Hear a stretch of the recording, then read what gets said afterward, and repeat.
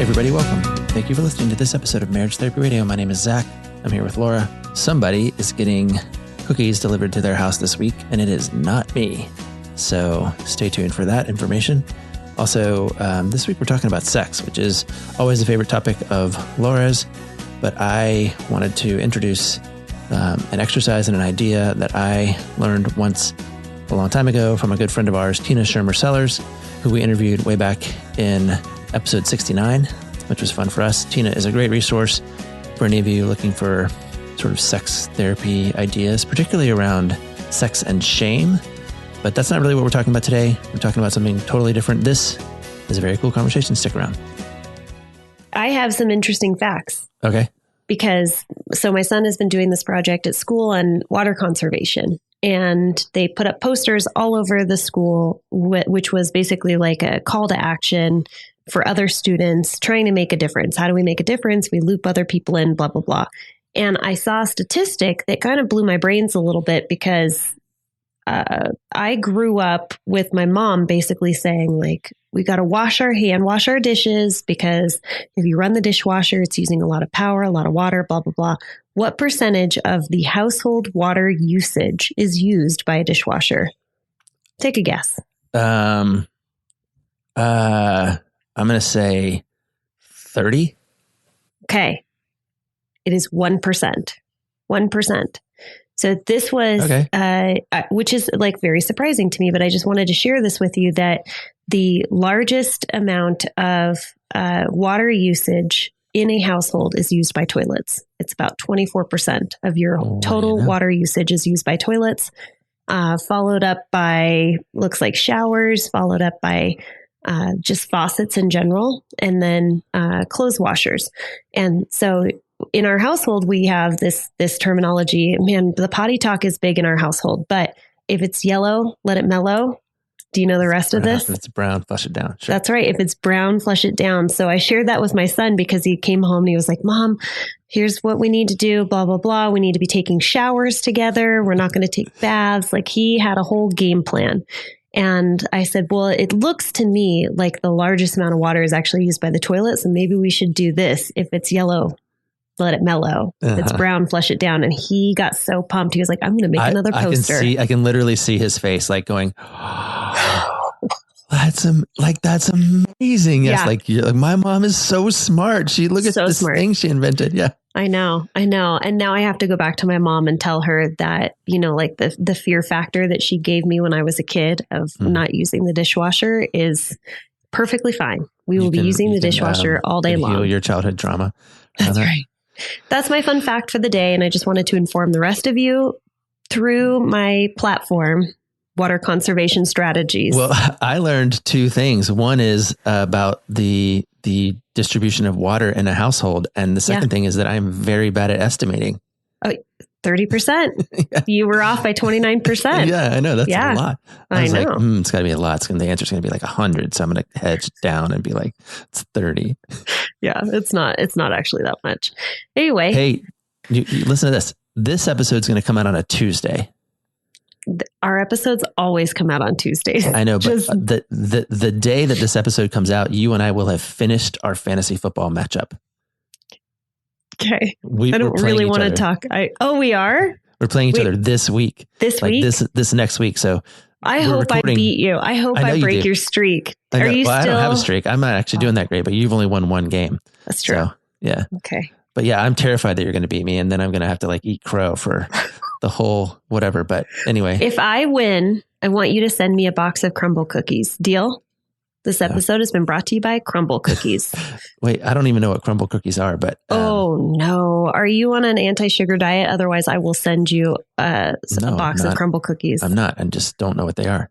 Okay. I'm going to just, for a moment, explain to you what a crumble cookie is. So I don't even have to win, and I'm going to get some crumble cookies. Probably, because I just look for reasons to send people. I sent my dad and my little sister a box of crumble cookies for their birthday. Okay. A crumble cookie is about this big. So it's the size of a newborn head, right? So it's giant around. I know this because I birthed something this large at one point. Okay. Do you like how I'm showing? Yeah, I can imagine just the head coming through that fake birth canal you made. That's right. So each cookie is probably about 700 calories because they're giant. And every week they come out with a new series of flavors. They always have their traditional like chocolate chip cookie. Crumble, Crumbl. Oh, got it. Okay. And I don't know how it's a chain, but I think it's mostly, I'm guessing, maybe kind of on the West Coast. And you can buy boxes, but it basically every week you get 5 new flavors of cookies, and they are the most amazing, intricate, different types of flavors. So I just buy a box of 6 and then they sit on my counter and eventually they all go bye-bye. Where do you get these? Crumbl.com. You don't get them at the grocery store? No. These are like the most amazing cookies you have ever had. Are you looking it up right now online? Yeah, totally. Oh my gosh. It's the hardest thing because I don't follow social media, but what used to happen is it would pop up and they'd have these videos of like what type of cookie they were making that week. And sure enough, I would end up at Crumble Cookie. Like, it's pretty delicious. Do you see the Marriage flavors? Therapy Radio on the Instagram is now following Crumble Cookie. All right. Yeah. Maybe they'll send us some cookies. Yeah, maybe. Oh, we can become sponsors. Oh my gosh. I'll look into it. I learned something though about the Instagram. If you're not following us on the Instagram, please follow us on the Instagram. And if you are following on the Instagram, apparently it helps if you write things. If you comment and you like things, then that moves us up toward the blue check. So if you're still in Operation Blue Check. Hold on. What does it take for us to become a blue check? I don't know. Like 40,000 Crumble followers? Cookies they have a blue check, but they have 3.1 million followers. Yeah. So it would be cool if you were in charge of Crumble Cookies. How many times can we say it? We refuse to release this episode. I thought when you said you wanted me to send you a crumble cookie that it was a style of cookie, like a cookie that crumbled. But no, it's actually a crumble cookie, which is the brand name. The brand. Yeah. I'm going to be buying some of these for myself.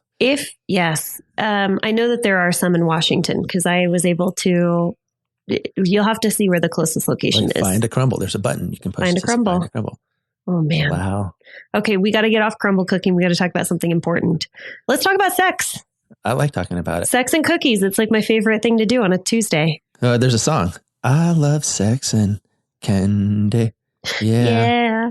There's one in Lindenwood at the Alderwood Mall. That's near my house. Perfect. That's close enough. There. So you can have it delivered or you can. So I ordered, this is a true story. I ordered crumble cookie. I was like, man, it feels so good. I would love to have some crumble. It's 7:30 at night and I pressed order. And by like 8:15, a woman was at my door with a box of warm cookies for me. And I just about lost it. Right on. It was amazing. Okay. Order now. I'm going to press this order now. Delivery. Are you really doing it? No, but I'm going to eventually. Yeah. Just don't eat a whole cookie. The idea is that you take a cookie and you cut it into fourths and you eat a fourth of it. And that is your portion size. Okay. Let's talk about sex and cookies. Okay. But just the sex part. We're done with the cookie part. Okay. Yeah. So you were telling me before we started the podcast about someone who's near and dear to me, because I don't know if you knew this, that I have been working with Tina Shermer Sellers as my supervisor for over a year now. Did you know that? Cool. Yeah. I did not know that. So you introduced me originally to Tina. We actually did an episode with Tina. So if you want to go back. Episode 69. Oh, that's right. Episode 69. Get it, guys? Do you get it? Nice. If you have small children in the car, today is not an episode to listen to on your speakers. But you were telling me about an exercise that Tina introduced you to originally when you went to one of her workshops. Yeah. Which is pretty neat. And so I said, okay, pause. Let's hit record. Yeah. And let's actually talk about this because it was interesting enough to me to want to hear more. So hopefully our listeners want to hear more. Well, the exercise itself is actually kind of like the icing on the cookie, if you will. Like it's kind of the end of our podcast, not necessarily the beginning. The exercise exists because I am in a lot of conversations right now with people who are trying to wake up their sex life. Like that's just the thing. It comes, as you know, things, or maybe I don't know if this is real or not, but I tend to think things come into my practice in waves. Yeah. Maybe I direct that. Maybe there's something unconscious I'm doing to like kind of key on that, but it feels like I'm having this conversation quite a bit. And I do remember, about an activity or an exercise that Tina led us through when we went to one of her workshops. I think it was a 3 or 4 day intimacy kind of workshop thing, which was really great. We loved it. I don't know if she's still doing those, but she does. We should plug them still. But I guess I'm wondering for you, particularly as you're studying, like, what is the thing that you're using or teaching or offering or learning about how to move the needle for people who are just kind of atrophied? I'm actually hearing that word a lot, like atrophied muscles in this space. They used to be really good at this. Then maybe they had some kind of injury or a baby or something. And then the injury, the muscles, they just kind of stopped working because we stopped using them. And I don't know, I'm interested to hear what you're thinking about that. Did I tell you too? Sorry, Terry has this joke. I don't think it's his joke. Terry Real? Yeah, but he was talking about, the joke is something like,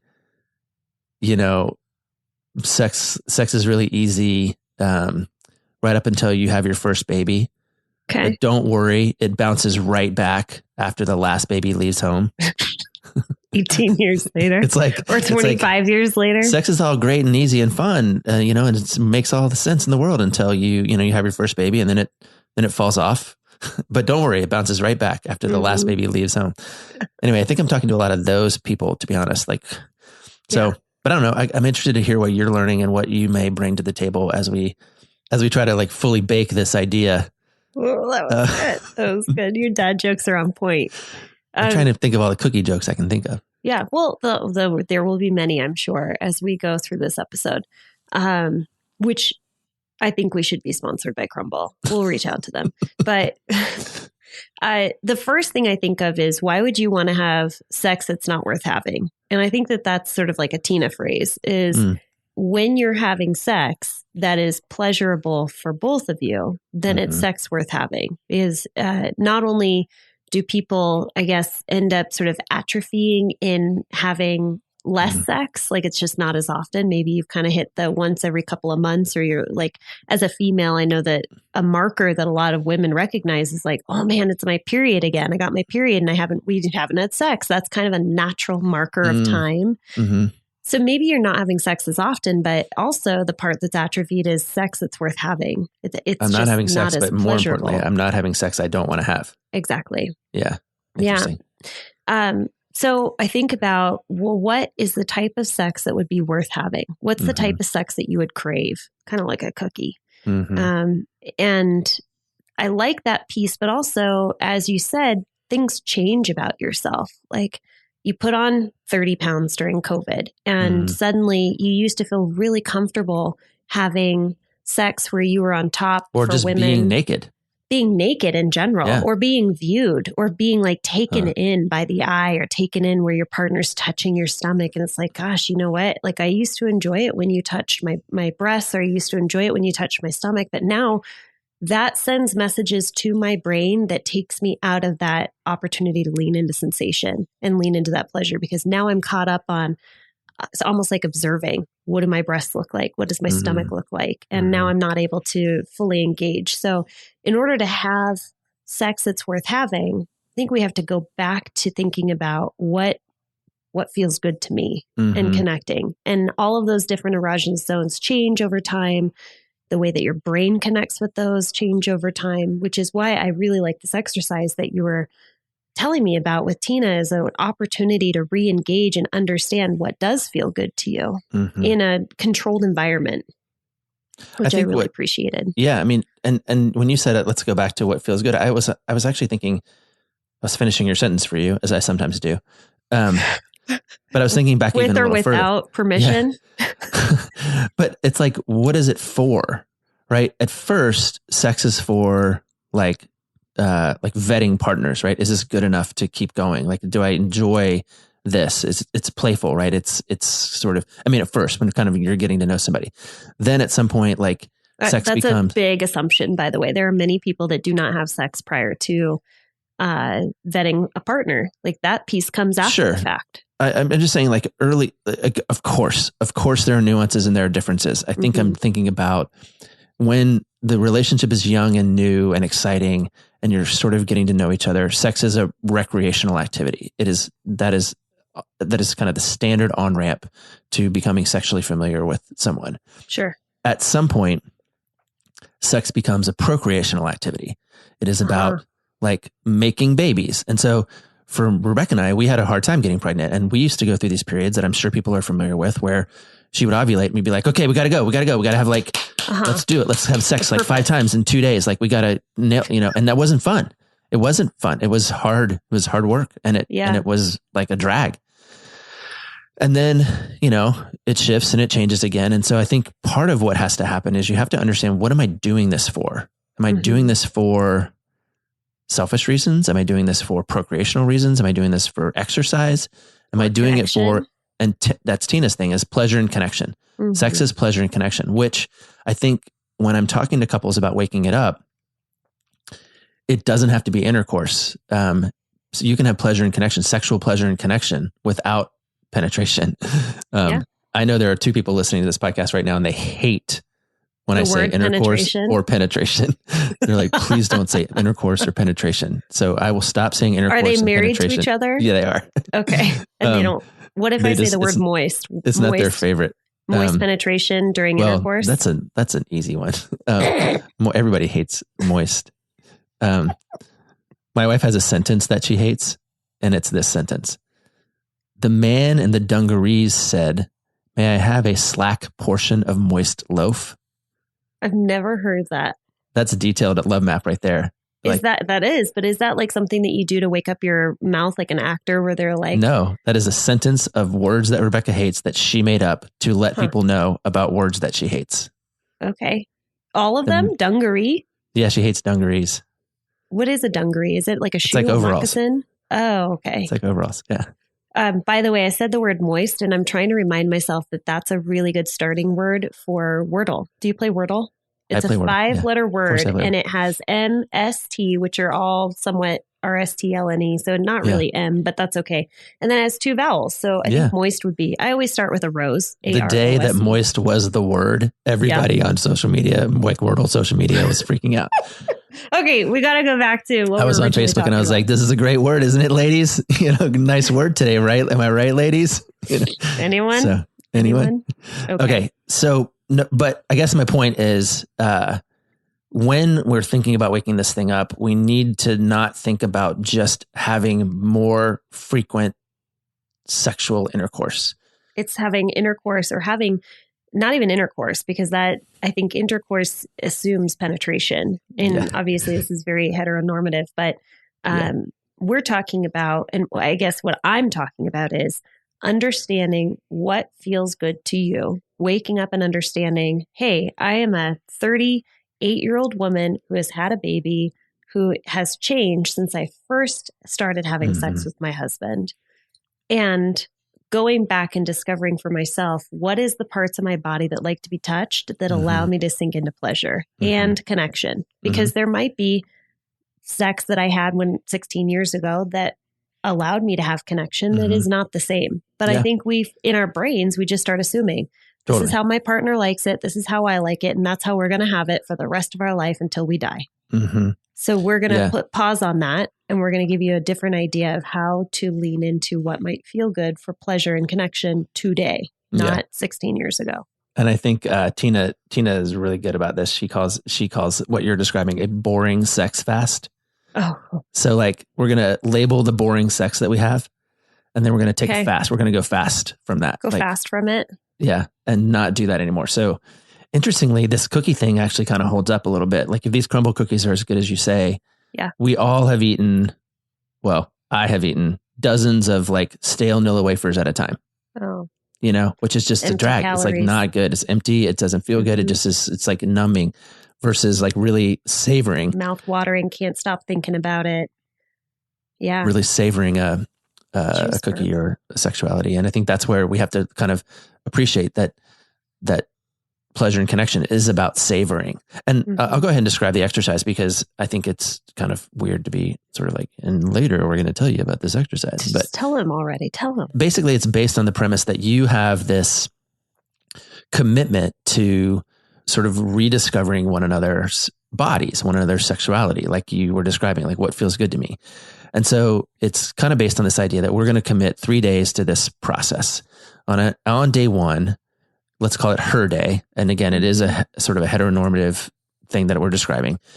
She takes a bath or a shower and, kind of prepares, and he, maybe lights some candles or whatever. And then when she comes back into the bedroom, she lays down and naked, and he goes over every single inch of her body. So starting at the crown of her head, like with her hair, feeling her cheeks, her earlobes, like lingering, letting her give feedback like, oh, that feels really good. Or I don't really like that. Maybe you have carried trauma around your earlobes or your neck or something. And so, ooh, no, that doesn't feel good. Going down her arms and her, chest, generally the breasts and vagina are last. It is not an activity. Vagina. We're going to have a replay on that. Maybe 3 times over. Let me just vagina. Why don't we cut that part out? And then No, we're going to keep it. Generally, the breast and genitals are last. And that because it's not an activity designed specifically to arouse or to be explicitly sexual. It's designed to be exploratory. And you just go through. And I think Emily Nagoski does a really good job of helping normalize even the exploration of the vagina, like what's down there and how does it work and what are the moving parts and where's this and where's that? Because not only do a lot of men not know that, a lot of women don't know that. And so it's really kind of a sort of normalizing again that we're just going to kind of get to know this body again. And it takes a lot of trust and a lot of vulnerability to set this activity up. But this is what I think is so brilliant about it, is that we're just trying to reclaim what this is for, right? This is for pleasure and connection. So we're learning as much as we can. So day 2, then, hold on. I have to comment on this for a second. Yeah. What I'm loving about this opportunity is you're creating a safe space to be able to actually kind of disengage from everything else and re-engage in just noticing your body. Because I'm imagining, being on this bed, being touched up, and the touch that I'm feeling. So Emily would say this is very context dependent. The touch that I'm feeling where, we've kind of agreed, you're going to touch every inch of my body and I'm going to give you feedback. I'm going to say that feels really good to me. I like it when your touch is actually maybe a little firmer or a little lighter or like smaller circles or whatever it might be. Use the back of like your fingernails. I don't know. But in that place, it feels really safe to be able to kind of lean in and say, yeah, I think that does feel really good. I do really like that. But if I'm in the middle of doing something, I'm washing the car and my husband comes up behind me and gives me a swipe between my legs, and it would feel good if I was laying down and I had candles lit and I was listening to lovely music and he was being really soft and gentle. That would maybe feel good. But the context of being outside in the public eye, I'm sweaty, I'm in the middle of doing a task and he swipes me the same way, makes me want to turn around and, chew him out a little bit. Like, I don't want to be touched like that. So I love the idea of setting a space to be able to say, does this feel good to you? Because otherwise my husband may never touch me in that place, because the only time he touches me when the context isn't right and I'm not it doesn't feel good to me. It feels prickly. It feels obtrusive. Intrusive. Thank you. Yeah. So I appreciate the context of get in a place where you feel safe and explore. And I love the feedback piece of verbally telling your partner, I like that. I would like it if you actually did it in this way. If you like tugged on my hair rather than just ran your fingers through my hair. Yeah. We do this naturally too. When someone's scratching our back or giving us a back rub. Yeah. I mean, we're not shy about it. Oh, right there. Up, left, harder. Like that's what we do. Yeah. Right. Like, or put your elbow right there. Put your elbow right underneath my shoulder blade and just dig in. Yeah. And that information, that feedback is really good information for the massager. Right. Just like giving feedback about your body is really good information for the lover. And, so day 2, not surprisingly, it's kind of his turn. Right. He takes his shower or whatever, and he wakes up and he lays down and she does the same thing. She goes to every single part of his body and genitals are last, in part because it's not an activity designed for either one of you to orgasm or to have, now listen, of course you're going to get harder. Of course you're going to get aroused. Like that's part of the gig sometimes. But it's just, there's a measure of restraint that's built into the exercise that's really about discovery and feedback and learning and not about outcome. That's a big part of it. And then, you finish up and you're kind of done. You've gone from head to toe, and then you go on a hike, or you go have a meal, or you go have a frolic. You just go play, just enjoy the rest of your weekend, whatever sort of it is. And then the third day is really around a thoughtful, like not time bound exploration of everything that you learned in the last 2 days. Like, we're going to try some stuff out. We're going to mess around. I'm going to explore this new part of your body, or I'm going to, deepen my understanding of this part versus that part. And maybe we have sex, and maybe we have some oral sex, and maybe we have whatever. But it's, again, the idea is we are leveraging new information to experience pleasure and connection with one another. That's the basic premise of this exercise, which then again, I think just sort of opens up opportunity for maybe the rest of the journey. Okay. So I'm imagining some of the younger couples that are a little more inexperienced, where maybe you've only had one partner that is your partner, your spouse, and you are not really aware that, like, let's say, for example, like, men have a prostate, and so anal play is really like pleasurable for them. But if that's something where you've never had a partner before that enjoyed anal play, and you've never tried it with your partner, it's not going to be, I'm guessing, like a zone that you necessarily go to, or that you feel comfortable sort of teasing and playing and saying, how do you like this? Do you enjoy this? So I'm imagining it being really important for you to be able to communicate to your partner, here's things that I know I love on my body. Like, I really love pressure in this specific part of my body. I really love it when you touch this part of my body. I really love, like, a tongue in my ear. And if you're able to know yourself, your own sexuality, and your body, I think that would be really helpful to be able to communicate to your partner, like, as you're exploring, will you try this out on me? I mean, we haven't done it before, but I know maybe with previous partners, or I've seen this on pornography, or I've seen this on a movie. It looks really interesting and intriguing to me. Give it a shot. Let's see how it goes. I like that idea, but I'm curious if that's a piece that Tina talks to you about, of it's really helpful to know your own body. Yeah, I think for sure. I mean, part of what you're saying that I'm a big fan of is this idea of, like, let's just try it out. Let's try it out. If we find out we don't like it, we don't like it. But it's not like nobody's forcing the issue. We're just kind of learning. We're just sort of, I don't know if I like that, oh no, I definitely don't like that. Is more the spirit of it. Like, stop it is really different, right? We're aiming more for the first than the latter. I think what you're describing when you're out washing your car and your husband comes by and kind of just, swipes at you. There's something about consent that's missing, right? Yeah. And so this exercise has to be done within the spirit of discovery and consent. Like, can I try this part now? Can I put my finger here? Can I do anal play right now? And maybe the answer is no. And that can be okay. I'm not ready or don't want to.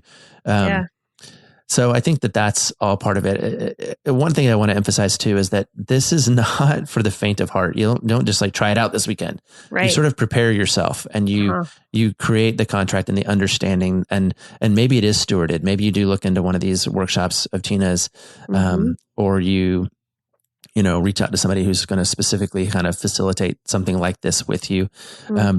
Definitely don't set yourself up for failure just because you heard a couple of guys on a podcast say, I think we should try this idea. Like, you need, but here's the other piece of this, which I think is part of why I end up in this conversation a lot. With a back rub or with sex or this exercise, one of the things that one of the benefits is our body is very clear often about what feels good and what doesn't feel good. Your body is going to give you information from your nervous system that says, oh, I like that. Or deeper, like, harder. Your body's going to help you. Your soul, your mind, your heart doesn't do that as quickly.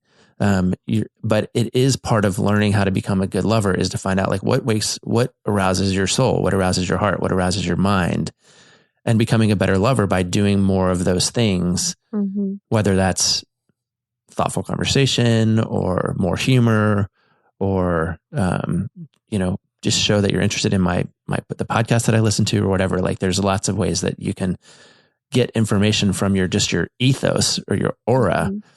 I don't know if those words are either of those is the right word, but it's just from yourself, from your whole self, and give that information away so that your partner can be a better lover. I mean, And again, this is a experiment or sexperiment. Is that a word that I just invented?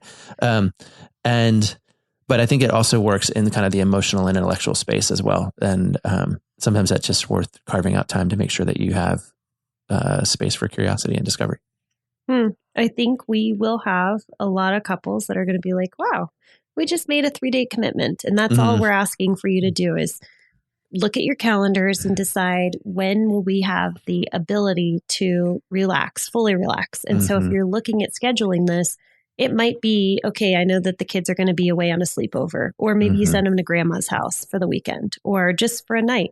But give yourself the greatest opportunity to be able to put your cognitive load on the back burner for a little while. And if you're thinking it's going to be hard for me to lean into the candles and the music and the touch when I know that my kids are downstairs sleeping, then get them out of the house. You know, like talk to some of their friends and say, hey, I think it'd be really nice if my kids spent the night at your house this weekend. Yeah.